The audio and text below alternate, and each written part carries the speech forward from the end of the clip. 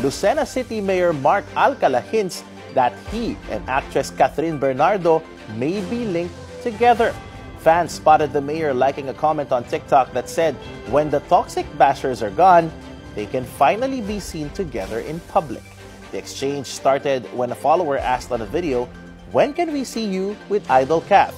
Another user replied with that comment, which, according to some sharp-eyed netizens, got a like from the mayor himself. A Reddit user even posted a receipt, a screenshot showing that Alcala supposedly liked the comment, fueling new rounds of speculation. Catherine and Mayor Alcala were first linked after they were spotted at the airport, rumored to be heading to Australia. Since then, neither has confirmed nor denied the real status of their relationship. Huli, pero di ko lang. Hindi natin alam saan patungo yung mga hakbang na yan. Di ba, Mang, ang galing nila kasi sila, Oo. huli pero di kulong. Eh, yung iba, huling-huli na, ba't di pa rin nakukulong? Hindi ko rin alam. Anyway, thank you, Dance Authority. Hello Captain fans! So yung mga main items natin ha, si Mayor Mark Alcala, umepal na naman. Sorry po sa term. And then aalis nga ba si Alden? Tapos si Ma'am Catherine ay na-feature ng ABS-CBN Star Magic mga kasembreros, no? Sa kanyang award. Pinakauna na nga rito mga kasembreros, unahin ko na itong kay Sir Alden, kung aalis nga ba siya, no? Or baka pupunta na siya ng Italy ulit, no? Kasi ngayon nga yung ano niya, magkakaroon sila ng Milan Fashion Week. Pero i-confirm ko ito kasi ang nakalagay lang dito ay mga maleta, no? Or mga baggage mga kasembreros. Tapos nakalagay dito na caption ay thank you Alden Richards. Tapos may mga books at saka may mga parang souvenirs ito mga kasembreros. Pero i-confirm ko pa ito, no? Kung siya nga ba ay talagang aalis mga kasembreros kasi maleta lang ang nakalagay dito. Tapos wala pang flag or walang hint na iba. Ang nakalagay lang dito ay mga cake at saka hindi ko lang kung ano, kung related ito sa kay Sir Pat, no? Kauna na kanyang interior designer nga. Kasi nga birthday niya Pat, no? Kaunan mga kasombrero. So baka isa ito sa kanyang mga greetings or pasasalamat or something like that mga kasombreros, no? Kasi nagpicture din sila or nag-greet din sa Sir Alden mga kasombreros ng happy birthday, no? Kaya Sir Pat Kaunan mga kasombreros. So may sweet message dito si Phenomenal Box Office Cinema King kaya Sir Pat Kaunan mga kasombreros. So nakala ko ano pero parang update na rito ng kanyang bahay, no? Na nagmi-meeting sila talaga mga kasombreros. Tapos of course, no, kailangan mag-move forward para matapos na ang mansion. Actually sabi niya bungalow lang, no? Mansion ni Sir Alden Richards mga kasombreros. So sabi niya dito ay that will never stop being the sunshine in our design world. Happy birthday, Pat. Sabi dito ni Sir Alden Richards mga kasombreros. So baka ito part din ng kanyang, pero hindi ko alam kung ba't may maleta, no? Bakit maleta yung nakalagay mga kasombreros. So aalamin din natin ito. Tapos itong isa parang may nakatatak dun sa sa maleta na Pimowa, something like that. So ito yata yung brand niya mga customers. Tapos thank you so much Alden Richards. So bakit maleta? Kung ireregalo niya ito kay Pat Kaunan, bakit naman maleta, no? Or baka request ito ni baka request at saka hiling ito ni Sir Pat Kaunan mga kasembreros na magkaroon ng maleta. Pero malalaman din natin yan. And the next item natin mga kasembreros, ito na nga itong kay Mayor Mark Alcala. Kasi nangyari dito ay may isang fan na nag-comment doon sa video ni Sir Mayor Mark Alcala. Tapos parang sabi niya doon ng isang fan ay kung kailan ba natin kayong pwede makita ni Kath in public, sabing ganon. Tapos yung nag-reply doon na isang fan din, akala ko nga siya ang reply doon ng isang fan ay pag wala na yung mga toxic na bashers, na hindi naman talaga mangyayari kasi hindi ka maging artista kung wala kang bashers. As kahit nasa time pa nila Nora Honor, kahit nasa time pa nila Sharon and so on, ganun talaga, no? May bashers at may bashers talaga yun mga kasembreros. Kahit nga yung mga mabubuting tao talaga ay may mga bashers. So hindi mangyayari yun na may walang bashers. Tapos yung comment na yun ay nilike din ni Mayor Mark Alcala. So parang like lang, parang ganun lang mga kasembreros.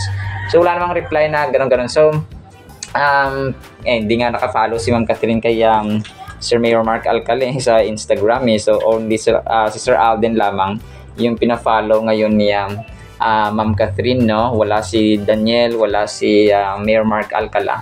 So Sir Alden pa rin ang sakalam mga kasambreros. So nag-ugat ito nung sabi pa nga dito ng Billionaire News Channel ay nung pumunta spotted si Ma'am Catherine, parang nag-ugat ito dahil dun sa spotted si Ma'am Catherine at si Mayor Mark Alcala sa airport na papuntang Australia na wala naman talaga kasi old video lang yan ni Ma'am Catherine mga kasembreros. So puro mga false information. So Alden pa rin ang sakalam, no? Alden pa rin ang sakalam mga kasembreros. And then ito, so si Ma'am Kat kagabi, related doon sa kanyang Eduk Circle Award mga kasembreros ay na-feature siya ng ABS-CBN Star Magic. Sabi dito ng kanilang caption ay a super win for the Asia Superstar, no? Here's to earning the title of the most influential celebrity of the year at the 11th Eduk Circle Awards, no? Tapos yung pictures nga ni Ma'am Catherine mga kasembreros nakuha doon, no, na na-feature na natin kagabi. Pero hindi ko lang bakit siguro generalize na nila kasi dapat merong female most influential celebrity tapos male most influential celebrity of the year. So baka inisa na lang nila mga kasembreros, no? Parang generalize na nila na pinaka ma-influensyang celebrity sa ngayong taon mga kasembreros, no? Itong Eduk Circle. So napaka unpredictable at saka hindi mo unexpected yung mga galawan ni Ma'am Catherine ngayon. Kasi nga, di ba, hindi natin expect na darating siya at saka umattend ng ganitong awarding ceremony or awarding mga kasembreros. So, pero nagpakita siya, no? Ako rin ay nagulat mga kasembreros and nagpapasalamat na at least, no, ngayon ay nagpakita na si Ma'am Catherine at pumunta sa awarding na ito mga kasembreros. So, thank you Ma'am Catherine. And then ito, ang cute nito kasi inalala kahapon pala, no, ng isang fan. Yung picture na ito, October 11, 2024 ito. So, kahapon kasi di October 11. So, on this day, no, itong picture ni Ma'am Catherine during the promo of Hello Love Again. So, ang cute lang, no. Tapos, yung kasama nila dito yata ay si Jaiho. Jaiho ba ito? Parang sikat na rin to yun. Sikat na TikTok content creator, mga kasembreros. So, ayun po, no. Tapos, October 11 pala ito, mga kasembreros. No, salamat sa nag-recall nitong picture ng Kath din mga kasembreros. And then ito, so yung nagkulitan na naman ang mag-ate na ito kagabi. Si Alden humugot siya, no, doon sa Stars on the Floor kagabi about sa mga corrupt, no, naghumugot siya. Sabi nito huli perdi kulong. Sabi ni Ma'am Pokwang, hindi natin alam kung saan patungo yung mga hakbang na yan, yung mga investigation and so on sa Senado and sa Congress. Tapos sabi naman ni Sir Alden ay pero ang galing nila, sabi niya kasi sila huli pero di kulong, pero yung iba huling-huli na pero hindi kulong.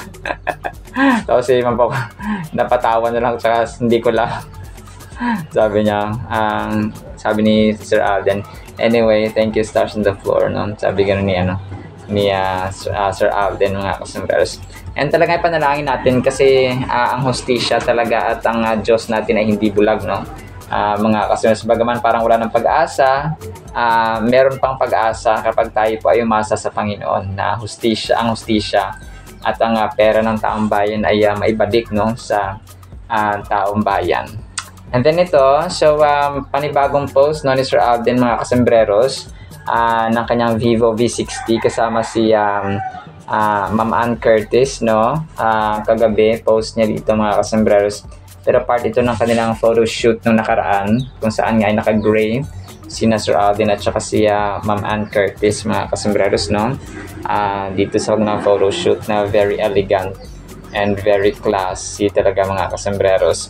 And then ito, so another post na Sir Alden, no, yung kanyang idol, kanyang hinahangaan na si Tadej Pogacar mga kasembreros, TNT Sports Cycling. So tapos parang may relo mga kasembreros.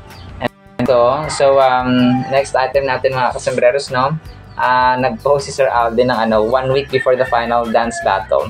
So isang linggo na lang pala, no, at saka finals na. ng Stars on the Floor, mga kasombreros, na kung saan ay dito ang picture dito ay sina Rodjun Cruz at saka si si Dasri Choi, mga kasombreros. So abangan natin. So next week na pala, no, ang finals ng next Saturday na pala ang finals ng Stars on the Floor, mga kasombreros, na abangan din natin ito, no, kung sino kaya ang mananalo, mga kasombreros, kasi labanan talaga ito ng mga magagaling sumayaw, mga kasombreros, no. And then ito, last item natin, ang prayer, of course, no, panalangin ni Sir Alden, mga kasombreros. Sabi niya, Dear God, help me to be thankful, no, kailangan din natin ito in every circumstance, even when things are hard. Teach me to see your hand at work even when I don't understand.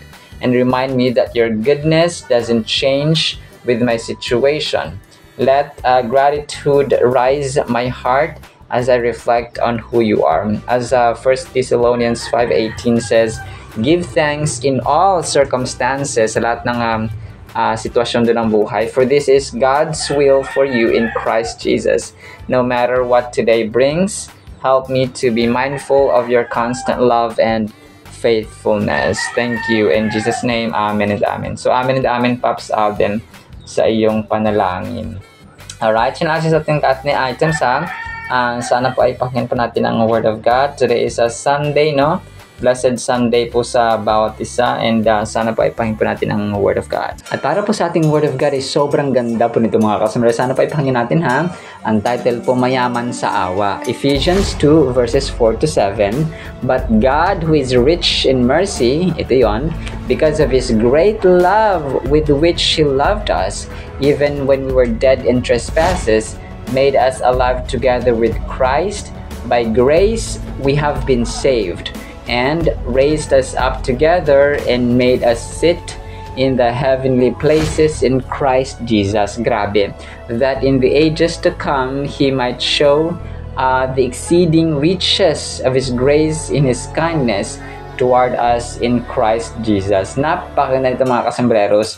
Tayo bilang mga tao talaga nauubusan tayo ng pasensya, ng awa, ng pagmamahal, ng kasi tao tayo, mga natural lang yun na minsan talaga nauubusan tayo ng pasensya, nauubusan tayo ng awa, no? Kumbaga pa nauubusan na tayo ng good characters ba sa ating buhay. That is why kailangan nating sumalok, no, sa talagang tunay na source at unlimited at endless source, mga kasombreros, ng awa, which is the Lord Jesus Christ, mga kasombreros. And ang tindi dito ay hindi lamang awa ang ino-offer sa atin at binigay sa atin ng Panginoon, mga kasombreros, when He sent His Son Jesus Christ sa atin, kundi nagbigay rin siya ng yun ang pagpapatunay, proof, mga kasombreros, na mahal tayo ng Panginoon, because yun nga, pinadala niya ang kanyang kaisa-isang anak sa atin para maging ransom, no, sa ating mga kasalanan. And marami pang iba.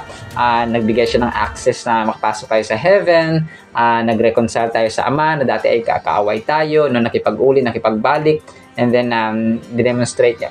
Yung mga dapat gawin naman manampalataya tayo dahil sa kanyang grace, sa kanyang awa, sa kanyang love, mga kasombreros, ay talagang tayo po ay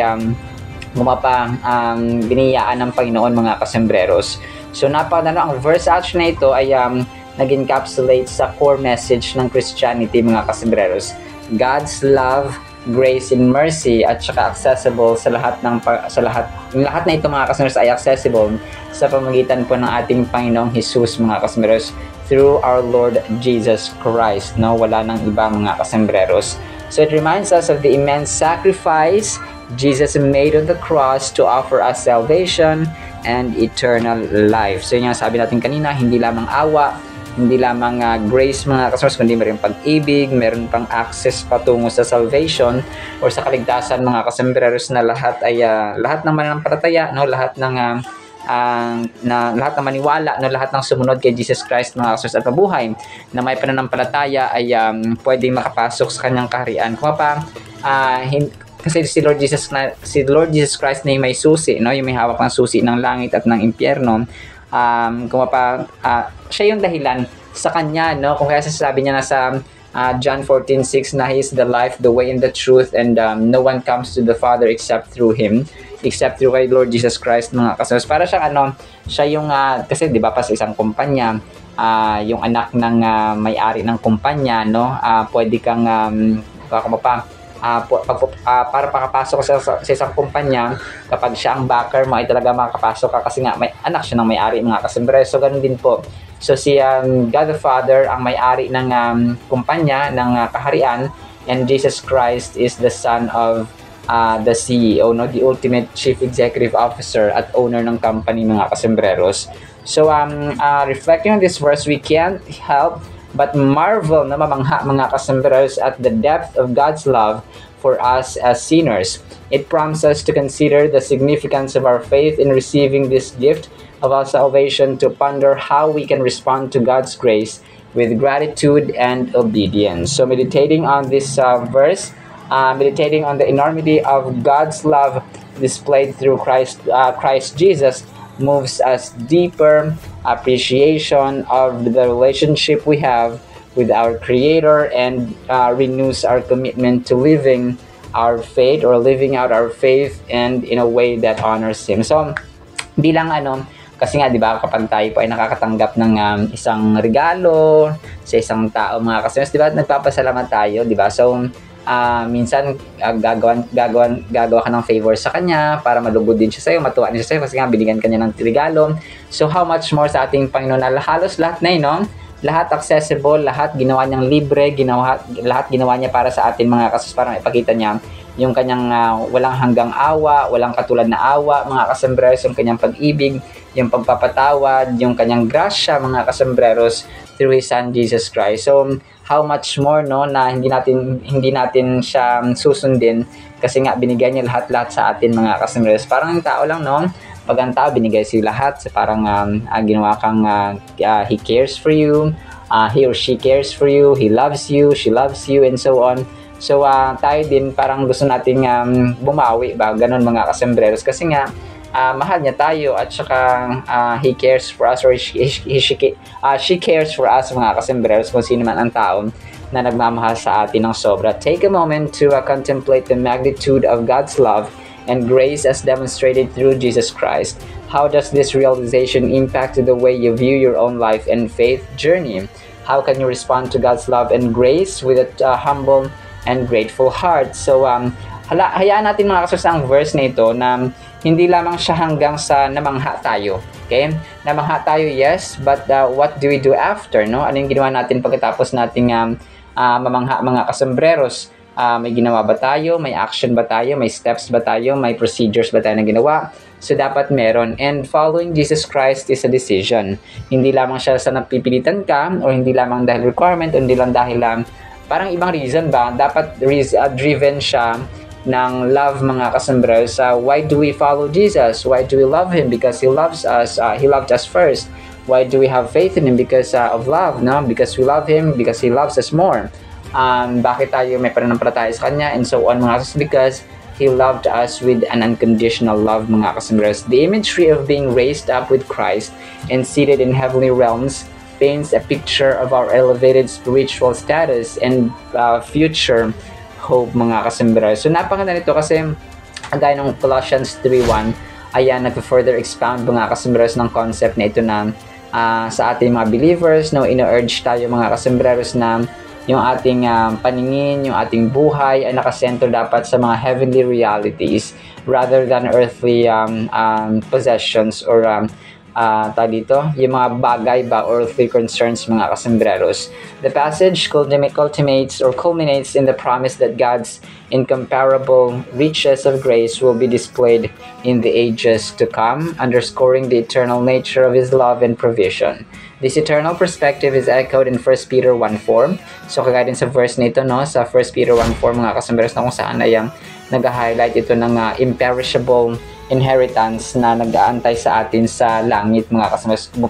Yung hindi nabubulok na forever, eternal na inheritance, yung mana ba, kumaga pa, di ba, pag ang tao pag namatay na pagpas mayaman siya, for example, may mana, kumaga pa, ito yung mana na ibibigay or matatanggap nila, mga kasambreros. So sa atin naman ay hindi siya, kumaga pa, yung mana natin sa langit, hindi siya nabubulok, hindi siya natatapos, mga kasambreros, because heaven yun yung pinaka-perfect, yun yung pinaka-forever natin na destination. In today's world, where judgment and conditional love often prevail, So Ephesians 2:4-7 stands as a beacon of hope, reminding us of God's unwavering love and mercy. So it offers solace to those seeking a fresh start, assuring them a transformed life through Christ.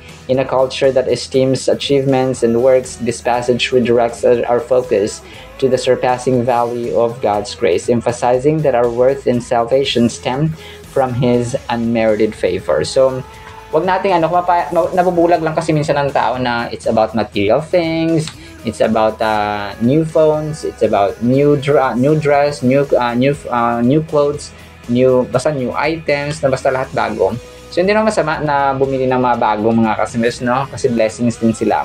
Pero kapag doon na nakatuon yung ating buhay, doon lang iikot na kapag wala kang bago, naiinggit ka na kaagad, ay hindi naman po tama. Kung hindi mo na siya kailangan, kundi gusto mo na lang parati. Kung iba kasi yung needs sa wants mga customers, isipin natin parati, needs ko ba to o wants ko lang? So kaya ba ng budget ko, na hindi ba mahirapan magulang ko, kapatid ko, kung sino man dyan, or ako, na magtrabaho para lang dito. So, gano'n na isipin natin ang gano'n parati mga kasembreros. So, napakaganda nito, no? Talagang ang Diyos natin ay nag-uumapaw ang kanyang awa sa atin mga kasembreros kasi nga He is the source of mercy mga kasembreros, mayaman at saka rich at saka hindi nauubos yung kanyang awa para sa kanyang mga taong pinili at minamahal. Alright, sinama sa ating Word of God, Nawapay pagpalain po tayo ng pag-ibig, pananampalataya, pag-asa, mercy na nagmumula sa ating Diyos through His Son, Jesus Christ. In Jesus' mighty name we pray. Amen and Amen. See you sa next time, mga samasan. Paalam po.